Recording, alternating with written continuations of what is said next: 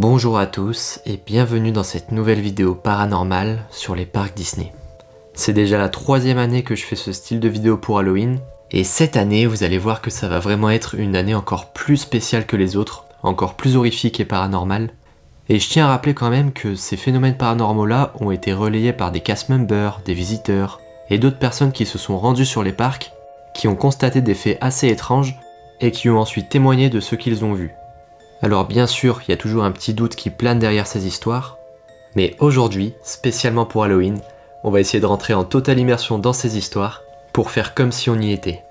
Donc ces histoires concernent des événements paranormaux et troublants ayant eu lieu dans les parcs Disney, et comme d'habitude, on va commencer soft pour monter progressivement dans l'horreur, avec ces 7 nouvelles histoires paranormales. Je vous souhaite un bon visionnage. Alors la première histoire s'appelle « Des restes à Haunted Mansion ».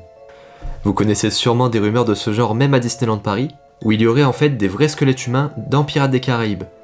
Donc celle-ci, c'est une histoire un petit peu du même genre, puisque plusieurs cast members retraités seraient sortis du silence il y a quelques années, racontant que lors des premières années du parc, il y aurait eu de vrais restes humains à Haunted Mansion. Les rumeurs les plus glauques parlent même de visiteurs morts accidentellement, que Disneyland tenterait de cacher. Ces cast members auraient été chargés de parfumer ces squelettes, afin que l'odeur de pourriture ne se sente pas.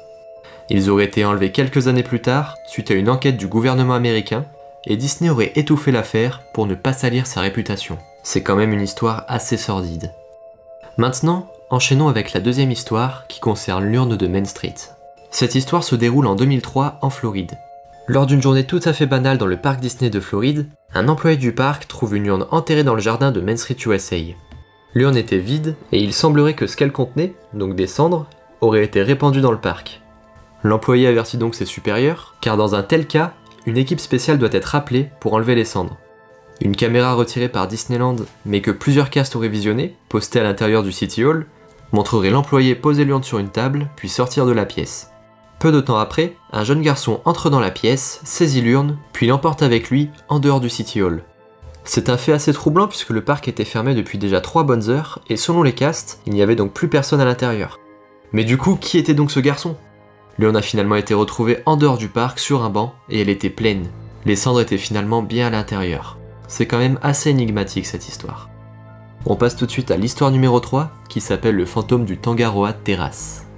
Alors cette histoire aussi est assez troublante, c'est en fait un fantôme qui aurait été aperçu par plusieurs cast members et guests du Tangaroa Terrace à l'hôtel Disneyland d'Anaheim en Californie.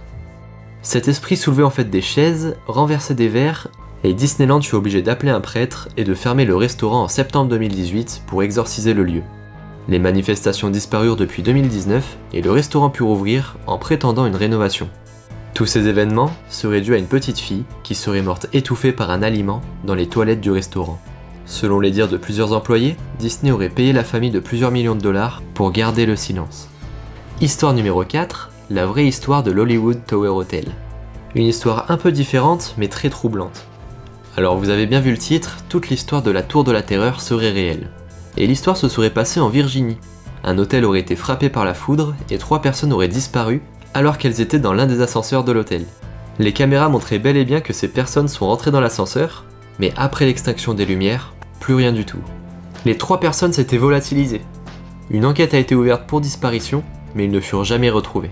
Pour beaucoup de rêveurs, c'est cette histoire qui aurait inspiré celle à l'origine de notre Tour de la Terreur. Après, ce n'est peut-être qu'une simple disparition, mais les caméras saisies par la police ne mentent pas.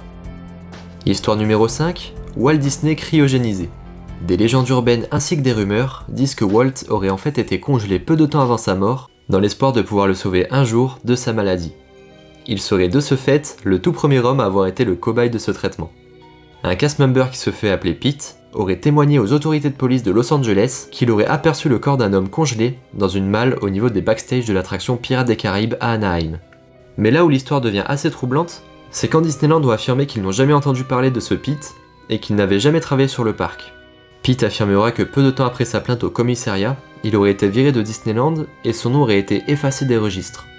Encore une fois, cela reste selon ses dires et il pourrait très bien mentir. Mais pourtant, les policiers l'auraient jugé sain d'esprit et assez fiable. Donc plutôt troublant. On passe tout de suite à l'histoire numéro 6, qui se nomme la chambre des tortures. Il y aurait une chambre au Disneyland Hotel de Californie qui serait impossible de réserver. C'est une chambre qu'aucun guest n'a jamais réussi à avoir.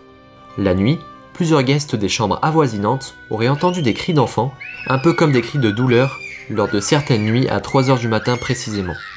Les cris étant légèrement étouffés, nous pouvons donc immédiatement penser à de la torture. Cette chambre est le fruit de beaucoup de spéculations dans la sphère des complotistes qui pensent que tout cela est lié aux affaires du satanisme à Disneyland. Des enfants enlevés dans le parc pour servir dans des rituels sombres. Depuis peu, cette chambre a été ouverte au public depuis que ces rumeurs de sacrifices circulent. Des enquêteurs du paranormal ont d'ailleurs pu y séjourner. Et ils rapporteraient quand même une activité paranormale assez intense à l'intérieur. Encore aujourd'hui, certains pensent que cette chambre de torture aurait été déplacée. Mais le seul problème, c'est qu'on n'arrive pas à savoir où. On termine la vidéo avec la dernière histoire, qui est l'histoire la plus sombre de ce classement. Cette histoire se nomme La petite fille sacrifiée. Cette dernière histoire parle encore de satanisme, et elle se passe en 2016 au parc Disneyland de Californie. Deux femmes de l'ouest de l'Allemagne en voyage en Amérique attendaient devant la boutique Emporium. L'une des deux femmes aperçut une petite fille avec une robe jaune jouer avec un bâton dans la petite impasse à côté de l'entrée de la boutique. Selon les dires des deux femmes, la fille avait un teint pâle et de grosses cernes, ce qui attira quand même l'attention des deux jeunes femmes. Car oui, y a rien de choquant de voir un enfant à Disneyland, c'est surtout le fait que la petite fille était seule. Ne voyant pas ses parents arriver, l'endroit étant complètement vide à cette heure-ci, les deux jeunes femmes s'inquiétèrent pour elle. La plus âgée avait la fille dans le coin de l'œil, et celle-ci s'arrêta de jouer pour regarder la femme dans les yeux. Cette dernière tourna la tête un peu gênée, quand soudainement, en rejetant un coup d'œil, la petite fille avait disparu. Aucune trace d'elle. La plus âgée des deux dames demanda à sa compagne si elle avait vu quelque chose, et elle répondit que oui, il y avait bien une fille, et elle avait bien disparu soudainement. Pourtant, l'endroit étant assez clos, impossible pour cette fille de s'enfuir sans la voir, et surtout aussi rapidement. Elles parlèrent de ce qu'elles ont vu au City Hall, et le cast member qui était en poste ce jour-là leur a dit qu'un surveillant à la fermeture du parc, il y a 4 jours, avait bien signalé une petite fille en robe jaune errant dans le parc, mais elle ne fut jamais retrouvée. Étrangement, le cast member aurait dit aux jeunes femmes d'oublier cette histoire. Et à leur retour en Allemagne, les deux jeunes femmes auraient confié leur histoire à un enquêteur du paranormal. Selon les informations que l'enquêteur a pu récolter, c'est depuis le signalement de la disparition d'une petite fille à Disneyland, il y a quelques années, que des personnes, donc guests et cast, voient cette petite fille errer dans les allées de Disneyland. Beaucoup la voient encore aujourd'hui, sauf actuellement à cause du Covid bien sûr. Mais bon, en tout cas, lorsqu'ils voient cette petite fille, une profonde sensation de malaise accompagne ces apparitions. Beaucoup de gens affirment que cette disparition serait liée aux suspicions de pratiques sataniques dans le parc, dont nous avons déjà parlé dans la précédente vidéo sur Halloween, que je vous invite d'ailleurs à voir. Et en fait, il y a de plus en plus de monde qui pense que des enfants seraient enlevés, puis sacrifiés lors de rites sataniques, dans l'enceinte même du parc selon certaines personnes. Mais l'histoire ne s'arrête pas là. Les deux femmes furent séquestrées et agressées, un jour après la publication de l'article par l'enquêteur. L'article fut supprimé dans la foulée, et les deux femmes moururent. Un couple fut accusé de cet acte horrible.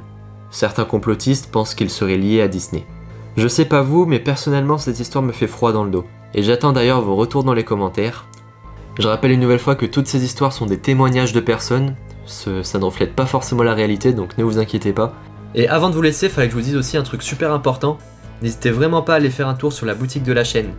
Dessus, vous pourrez retrouver des produits librement inspirés des attractions les plus populaires de Disneyland Paris.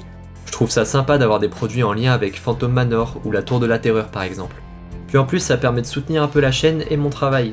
Donc voilà, le lien est dans la description, n'hésitez surtout pas à aller jeter un coup d'œil, vous trouverez des t-shirts, des pulls, des coussins, etc. en lien avec les attractions.